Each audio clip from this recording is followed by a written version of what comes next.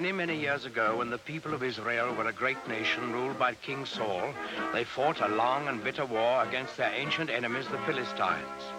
In those days, soldiers used swords and spears and bows and arrows, and they wore heavy armor and carried shields to protect themselves in battle, so that only the biggest and strongest men were taken into the army.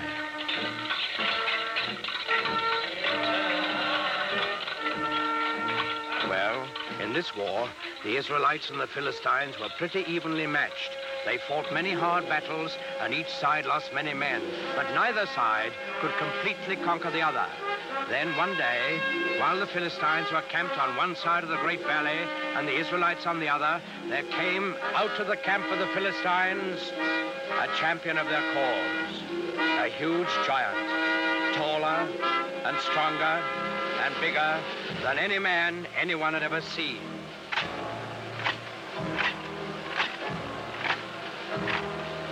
He wore very heavy armor, and his face was fierce and cruel, so fierce and cruel that it would strike fear into the hearts of the bravest. This was Goliath, the giant of Gath. He strode to the center of the valley, faced the armies of Israel, and in a voice like thunder, he hurled this defiance at them. I am Goliath, the giant of Gath, and the Philistines have chosen me as their champion. You, soldiers of Israel, choose a man for you, and let him come down here and fight with me. If he kills me, we will be the servants of Israel. If I kill him, you will be slaves to the Philistines. I defy any man to accept my challenge.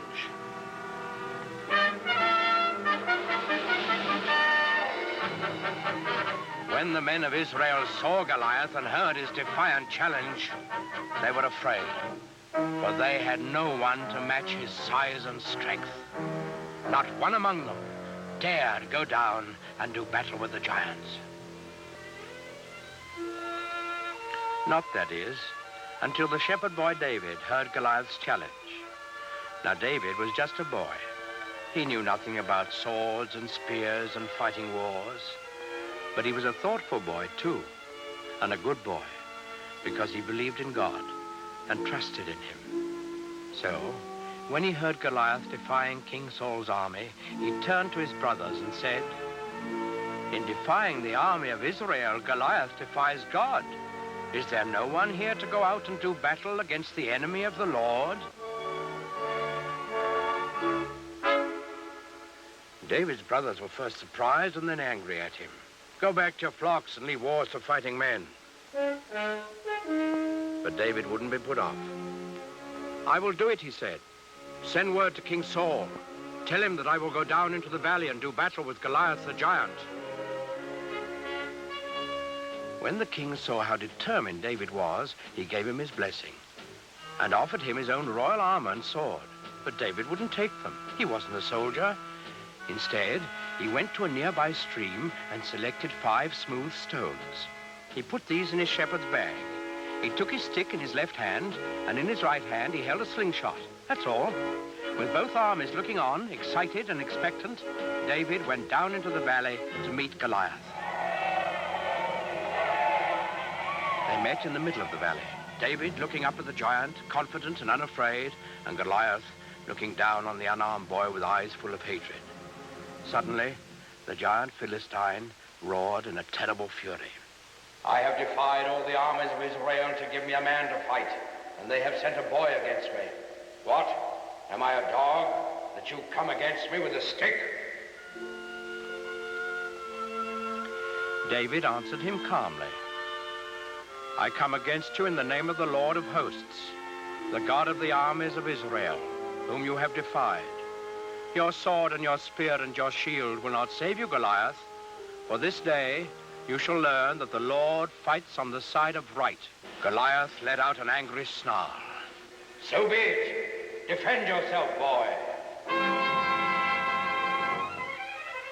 Goliath the giant rushed forward to make quick work of the boy champion of the Israelites. David stood his ground. He reached into his shepherd's bag, took out one stone. He fixed it in his slingshot, and he let it fly.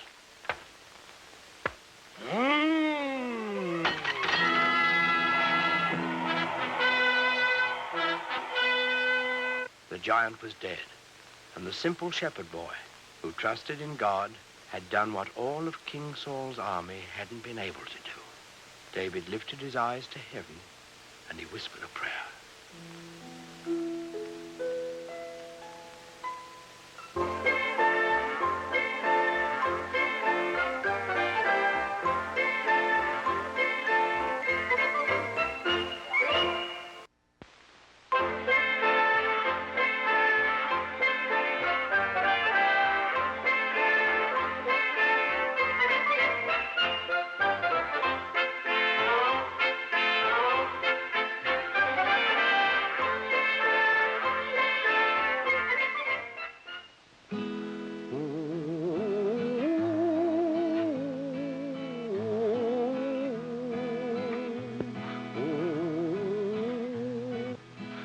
Mighty Paul Bunyan, he lived long ago.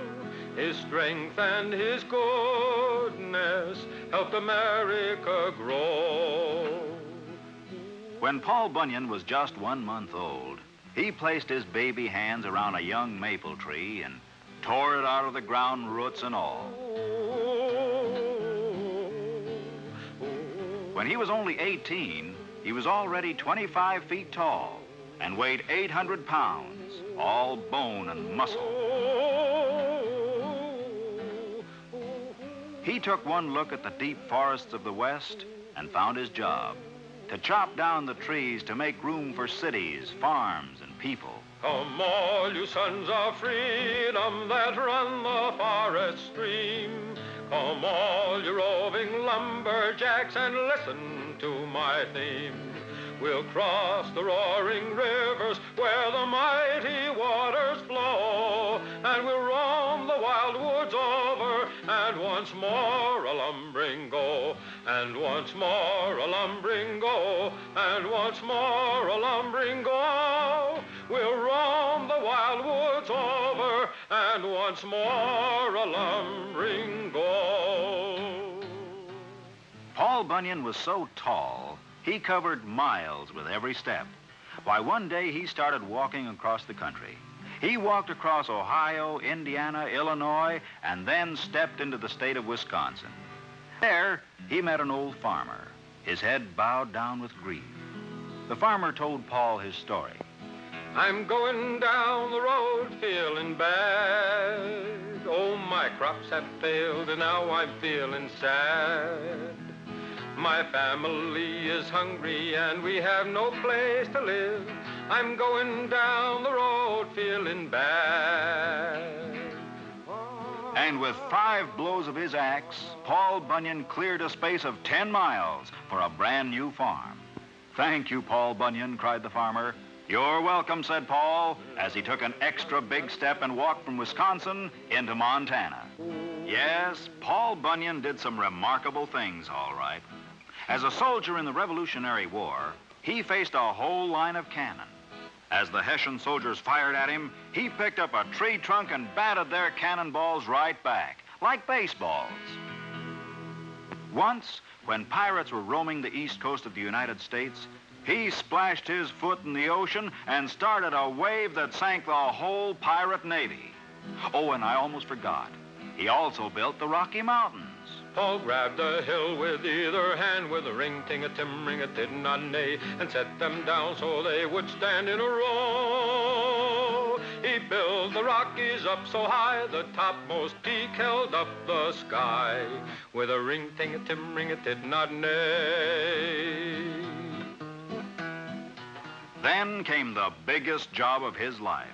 The country had no inland waterway large enough for big ships carrying heavy freight.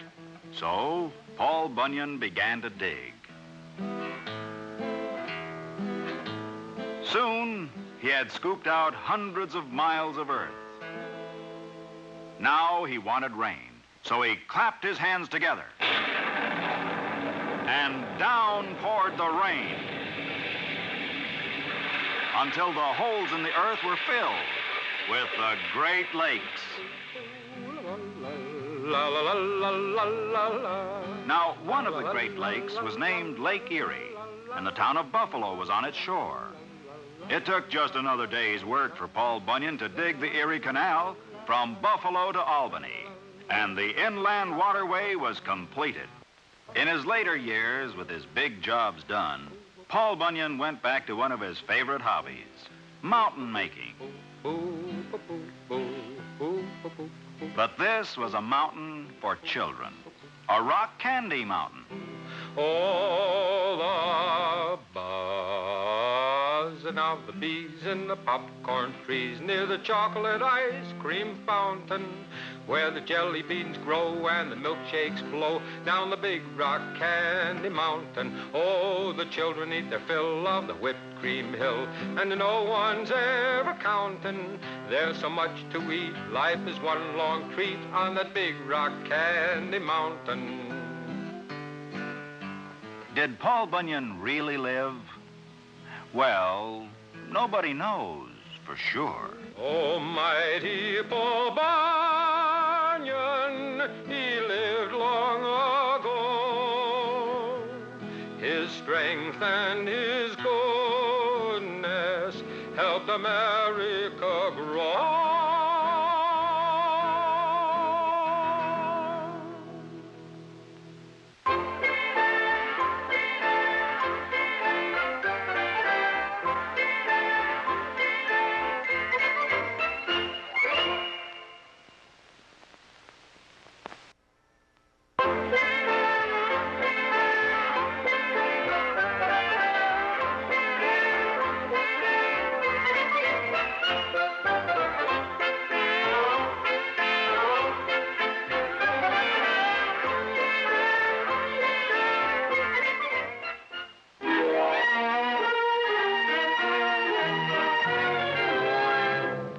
Many hundreds of years ago, the good King Richard, known as Richard the Lion-Hearted, left England to take part in the Crusades, the war against the heathens who had captured the Holy City.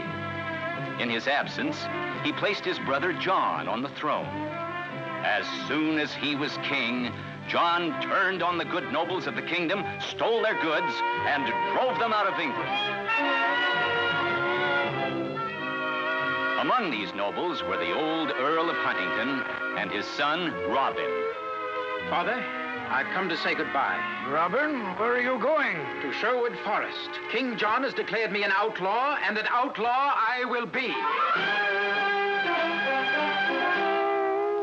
In Sherwood Forest, Robin Hood banded together with other young men like himself, banished by the wicked king. Men like Will Scarlet. Outlaws we are, Will Scarlet, but outlaws such as never were before and never will be. Just how do you mean, Robin Hood? I mean this, Will. No, let me show you. Do you see those two fat men coming down the road? I see them. A couple of merchants, rogues and wealthy.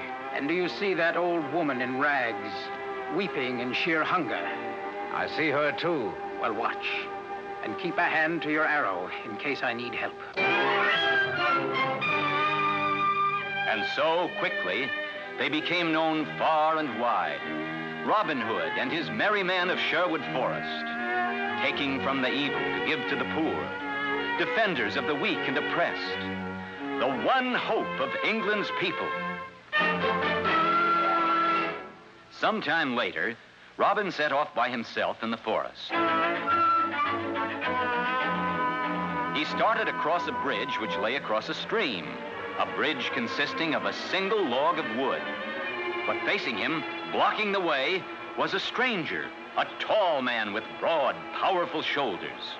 I'm afraid there's only room for one of us to cross at a time. I think it ought to be the better man. Stand and fight. With only wooden sticks as weapons, they fought long and hard. Finally, with one quick, powerful motion, the stranger knocked Robin Hood into the stream.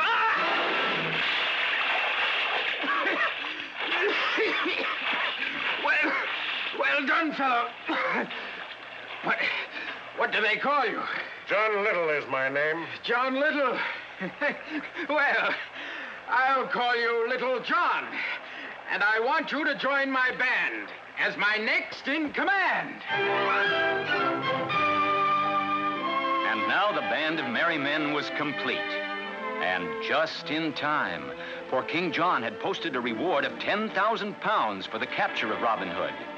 And none was trying harder to win that reward than the Sheriff of Nottingham. Robin, I have news. The Sheriff of Nottingham is staging an archery contest with a golden arrow as the prize. A golden arrow? What a prize. His purpose in holding the contest is to lure you there. That may be, but I shall go anyway. In disguise.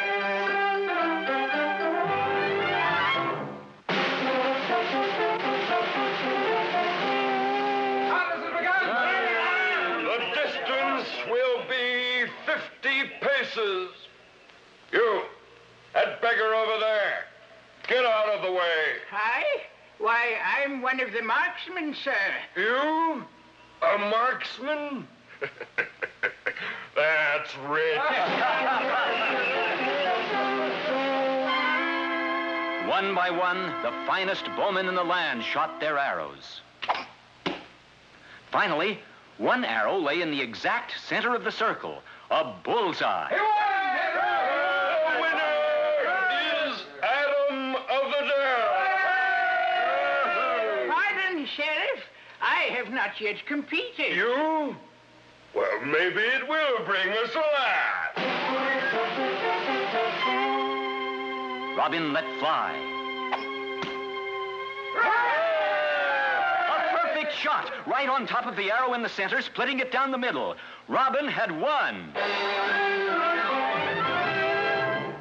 A shot like that, only one man in all this land can shoot so well. Robin Hood, after him, catch him! But the sheriff was too late. Robin was already speeding back to Sherwood Forest.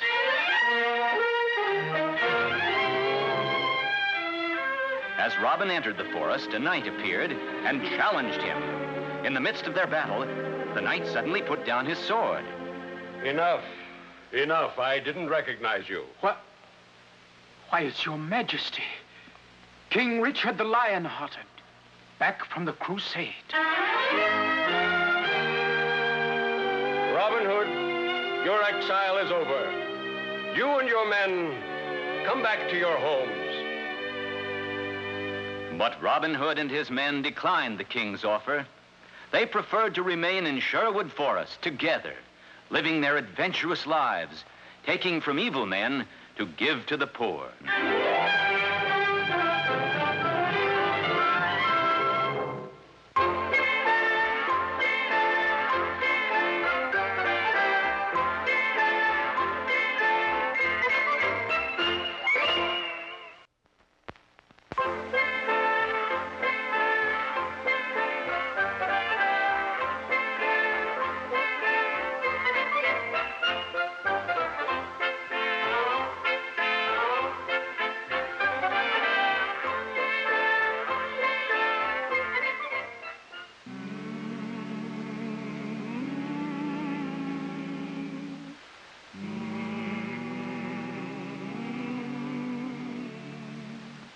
500 years ago, there were people on both sides of the Atlantic Ocean, but neither knew about the other. On the western side, our side, the people had reddish-brown skins and lived in huts or wigwams. On the eastern side, in Europe, the people were white-skinned.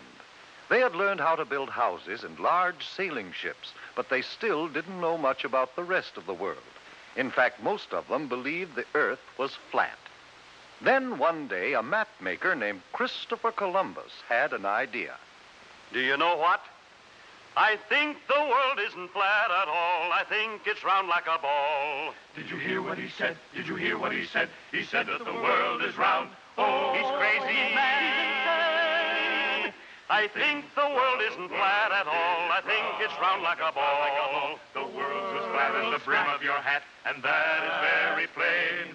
I know that I'm right, oh, I know that I'm right when I say that the world is round. Oh, I'm right, oh, I'm right. My thinking is sound and I'll prove the world's round. It won't take very long. But it did take long, 7 long years, before Columbus could convince a king or a queen to let him try out his idea. Then Queen Isabella of Spain agreed to supply the ships and men for his trip. I will discover a shortcut to India. and bring back some of the great wealth I find there. And I can do it, for I know the world is round. And instead of going east to India, I shall sail west and reach India around the other way. It will be a shorter and cheaper way, for I'll do it all by sea. Queen Isabella provided Columbus with 3 ships, the Nina, the Pinta, and the Santa Maria. And on August 3rd, 1492, they set sail across the unknown Atlantic. High on the foaming tide, over the ocean, onward our ships will ride, onward, my sailors. The ships sailed onward, but 2 long months after they started, there was still no sign of land ahead. Turn back, Columbus. Turn back, Columbus. We'll not turn back until we find India. Onward, men! By October 10th, the sailors and the crew were ready to take matters into their own hands. If Columbus won't do as we ask, we'll put him in chains. And we'll turn the ships around ourselves. Wait! Have you heard? One of our men has just seen a branch in the ocean. What of it? It had fresh berries on it. That means we're near land. Hooray! 2 days later, the ships reached land, and Columbus and his crew saw the people with reddish-brown skins who lived there. Oh, I think it is rather surprising that they should have reddish-brown skins. But now since we have landed in India, then these people must be Indians. We'll call this part of India San Salvador, and I take possession of it in the name of the King and Queen of Spain. The people Columbus called Indians were very friendly, and they gave Columbus and his men many gifts, but not the rich jewels and gold for which they had come. For Columbus really wasn't in India at all. He was on one of the islands off the coast of America. But because of Columbus's mistake, the natives of America have been called Indians ever since. Columbus visited other islands near San Salvador, looking for the great wealth of India. And then he and some of his men returned to Spain. Hooray for Admiral Christopher Columbus! Columbus had no trouble getting ships and men for his second voyage, but he still hadn't the slightest idea that he was headed for the vast continent of America, and that he would have had to cross it and sail over the Pacific Ocean before he could reach India by traveling west. The men of Europe were no longer afraid of the ocean. Columbus made 2 more voyages, and other explorers followed. But each year on October 12th, we celebrate Columbus Day, the anniversary of that day in 1492, when Columbus first sighted the land of the New World, America.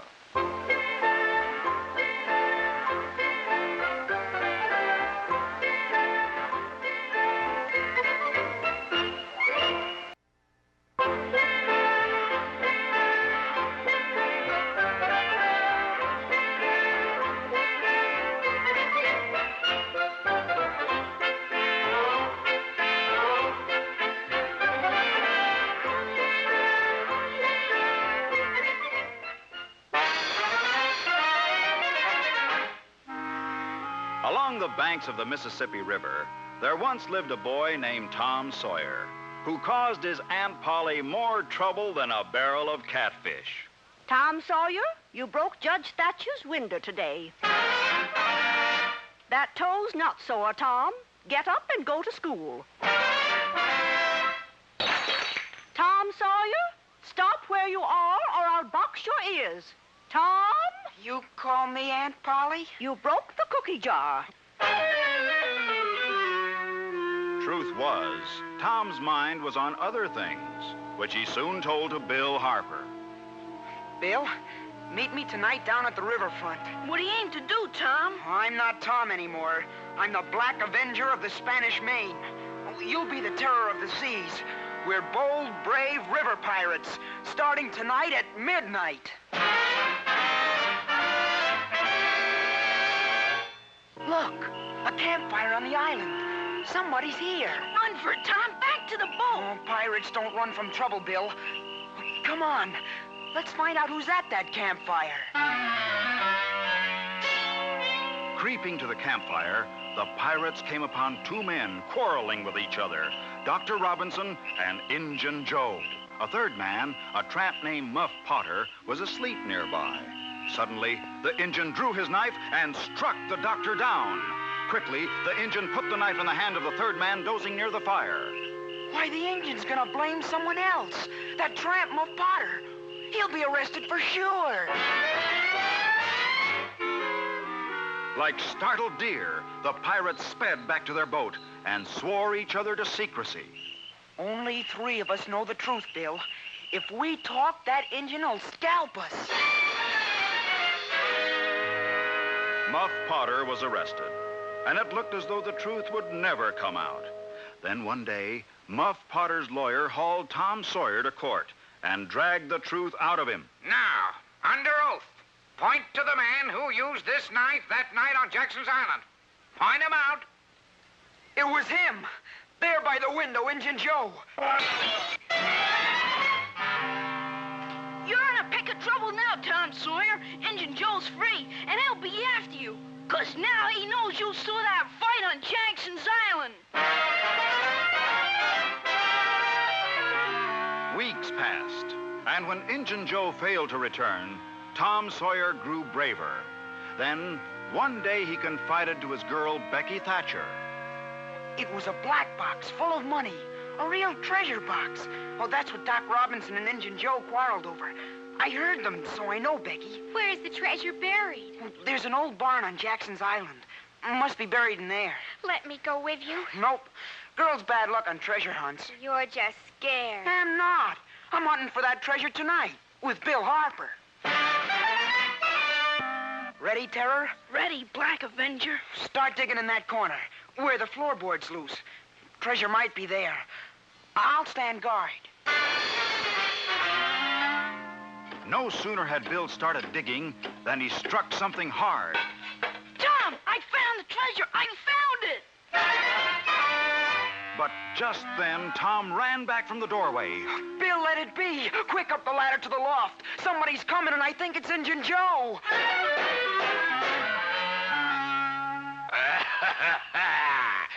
Somebody tries steal money. I fix. Carefully, Tom spliced their pants and shirts together, then tied one end to a beam. Soon, they lowered themselves to the floor. Leg it for the river now, Tom. Wait a minute. Injun Joe must have headed for the cave on the other side of the island. He's gonna rebury the treasure there. Let's go after him. Not me. I'm going home. Not long after, a ferry boat took a picnic crowd to Jackson's Island, and Tom invited Becky Thatcher along. Do you really think Injun Joe hid the treasure in the cave, Tom? Well, I'm not sure, but it would be a good place. Why don't we explore it right now? Suddenly, Tom tripped over something, fell to his knees. Becky, look what I tripped over, the treasure. That's wonderful. Now let's go back. Wait, I can't see the entrance to the cave anymore. Becky, we're lost. Grimly, Tom and Becky wandered underground. They had almost given up when they made a turn in the passageway, and then... Look, a light. There's the entrance. We're safe. Later on, Tom told the townspeople about the cave. They were sure Injun Joe would return to get his treasure, so they set up a guard and waited. One day, he returned and was caught. I give up. I go peaceful. Tom had helped catch Injun Joe, so he was a hero. And he had his share of the treasure, too. But all the money in the world couldn't keep him out of trouble, nor keep him from having more adventures.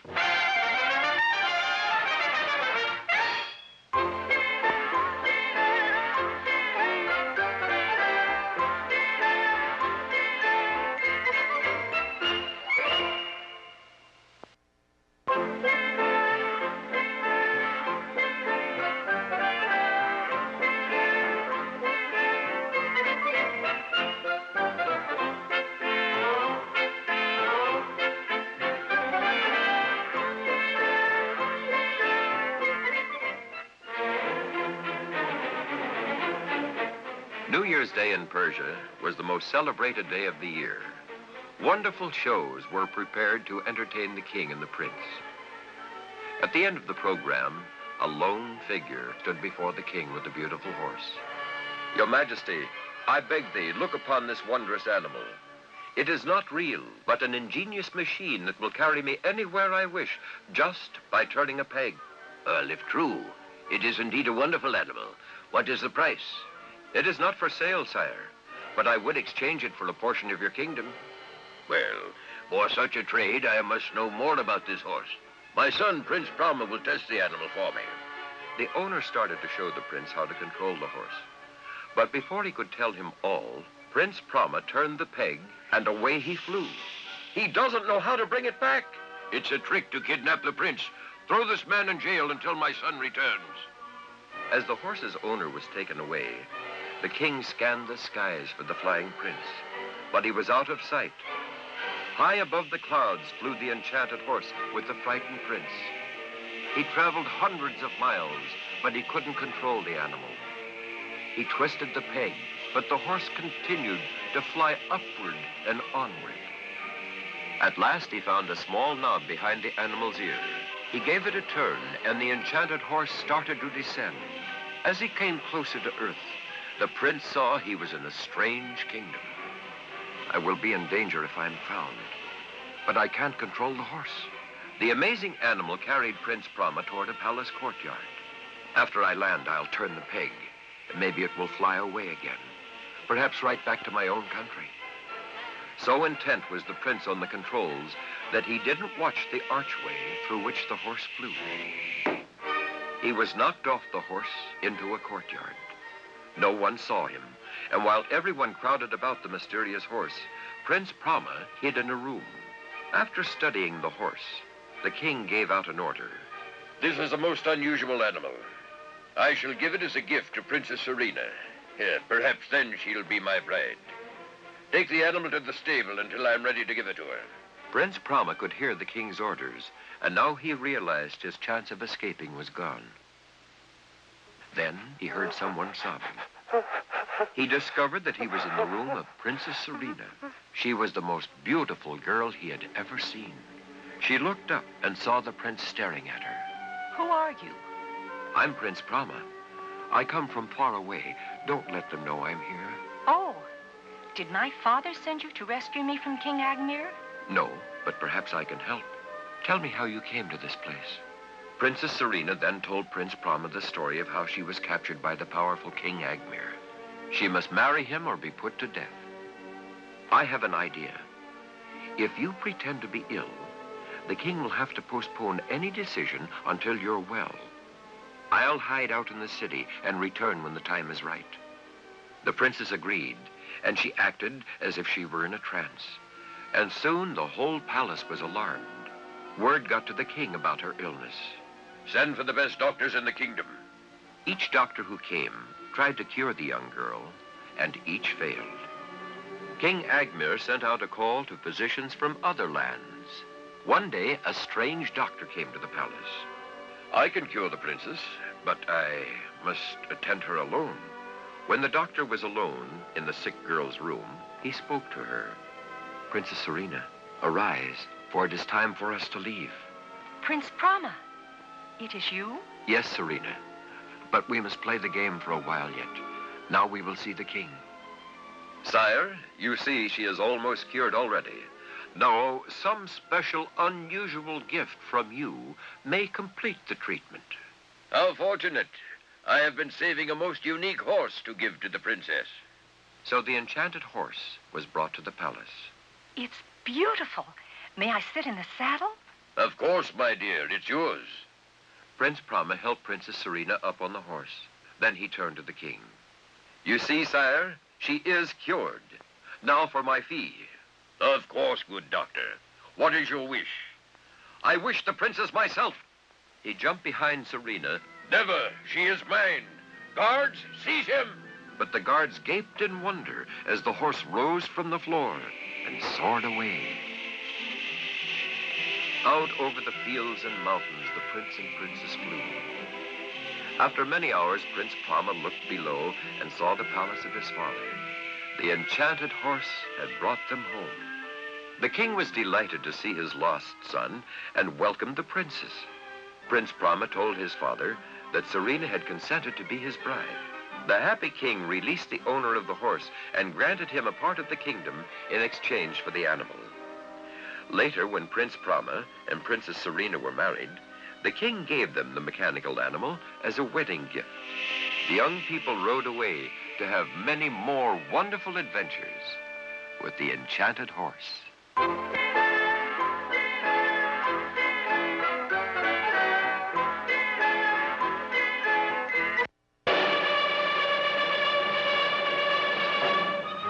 Many years ago, the brave armies of Greece and Troy were locked in a long, bitter war. The Trojans had captured a beautiful Greek princess named Helen and held her within their fortress city of Troy. It did not seem possible that any man could break into the fortress city of Troy. For days, weeks, months, the Greek soldiers from their camp on a beach near the city assaulted the walls of Troy, but they were always beaten back. Then Ulysses, a great leader of the Greeks, said to his men, "I have a plan. It is dangerous, but if it works, the Trojans themselves will take us through the gates of their city." At the order of Ulysses, the Greek soldiers set to work cutting down huge trees, making the wood into planks. From the towers of Troy, the Trojan soldiers watched a big building grow taller and taller day by day until it was 6 stories high. And when the Greeks pulled away all the work ladders and scaffolds, there stood a huge wooden horse, 80 feet tall.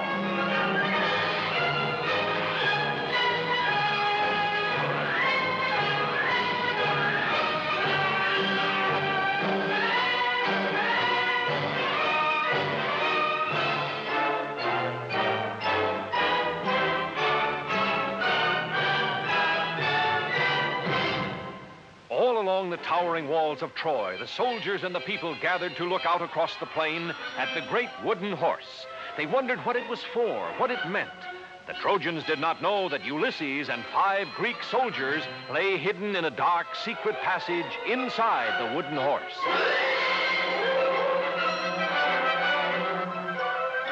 All through the night, fire blazed brightly on the beach. The Greeks were burning their tents just as if they were giving up their camp and sailing back home. When morning came, not a Greek ship or soldier remained.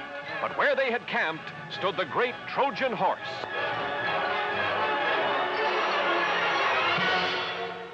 The Trojan people poured out of the city to the beach so they could look more closely at the victory over the Greeks. The Princess Cassandra, daughter of the king of the Trojans, warned her people of this Greek gift, but no one would listen. The Trojans decided to pull the great horse inside the walls, into the city of Troy itself.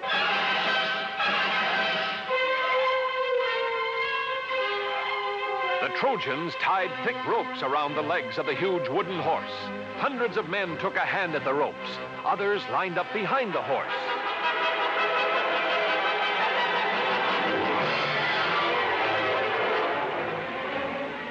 Whooping and hollering, laughing at the Greeks who had never been able to scale the towering walls of Troy, the Trojans tugged and pushed and pulled the huge wooden horse slowly from the beach, over the plains, and through the gates of Troy.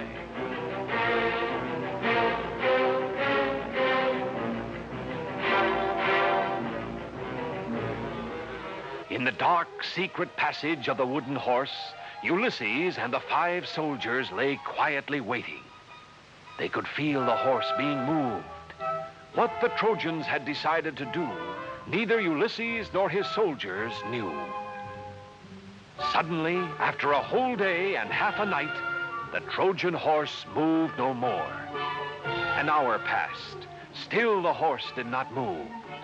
Ulysses gave a signal. The soldiers felt their way silently down the dark, secret passage, following Ulysses. Cautiously, he opened the trapdoor. Just as he hoped, the Trojans had brought the horse inside the walls of Troy. The city was sleeping now, and the walls were unguarded. Ulysses drew his sword. He ordered the soldiers to follow, and he dashed for the main gates of the city. The Greek soldiers quickly tied the sleeping Trojan guards, while Ulysses scampered up the sentry tower. Holding a torch high above his head, he signaled to the Greek army, which had turned around and sailed back to the beach during the night.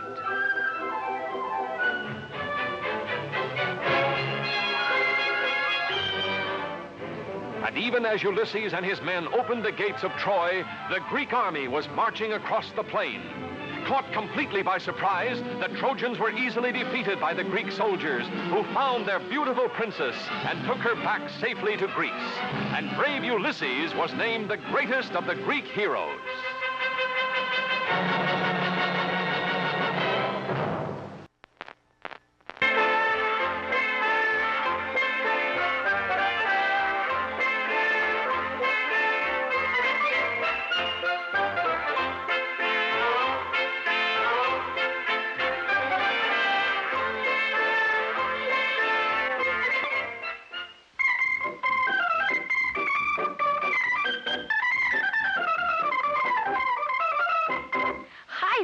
My name is Jim Hawkins, and I have a story to tell. A story of adventure. It all began with a map. This map showed the location of an island and buried treasure. Men were setting off on a ship to find the treasure, and I was to go along as cabin boy. An old sailor with a wooden leg got together a crew. He was our cook, and gee, I liked him right off. But what a funny name. I'll never forget it. Long John Silver. We worked all one night getting the ship ready to sail. The whole crew worked and worked and worked. Then just before dawn, we were ready to sail. We were on our way to Treasure Island. Once at sea, we all had a fine time. Long John Silver especially was lots of fun. Golly, he used to sit and tell me stories by the hour. Parrot sat on his shoulder and screamed,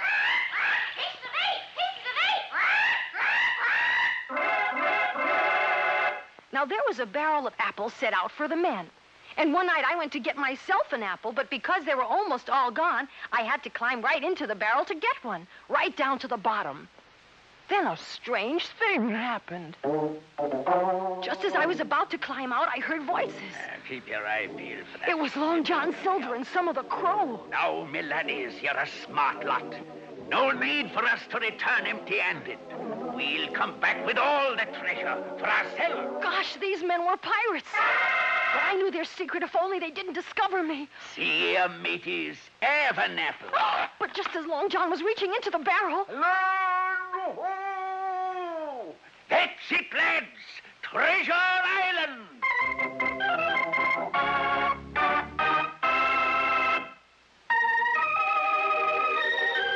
The whole crew went ashore. Loyal crewmen in one group, pirates in another, all looking for the treasure. Pretty soon, I was all alone in the jungle when all of a sudden, from behind a tree jumped the strangest man you ever did see. He was laughing and laughing and laughing. Then all at once he stopped. Who are you? My name is Jim Hawkins, sir. Well, I'm old Ben Gunn, and you're a pirate, aren't you? Oh, no, sir, no. Well, I know that pirates are here looking for my treasure, but they won't find it. I've lived in this island for 3 years hiding that treasure. They won't find it now. No, they won't. Long John Silver! Yes, me hearties, it's Long John and me crew. And now, Ben Gunn, take us to that treasure. Long John and his pirates had surrounded us. Ben would just have to take them to the treasure now. Our only chance was to have the loyal crew find us before we reached it. Ben Gunn took us to the far side of the island and pointed to a cave. I'm afraid you've done us in, Long John. Right you are. And the treasure's mine. Long John grabbed a hook and started to pry open one of the chests when... What's that? Our loyal crew was fighting the pirates. Long John and his men were captured. The treasure was safe. Our men tied up Long John and his pirates and then loaded the treasure aboard our ship. Diamonds and pearls and silver and gold and every treasure you could think of. So much that we just couldn't carry it all. So today, if you should happen to cross an island and find a cave, you too might find buried treasure, 'cause that's treasure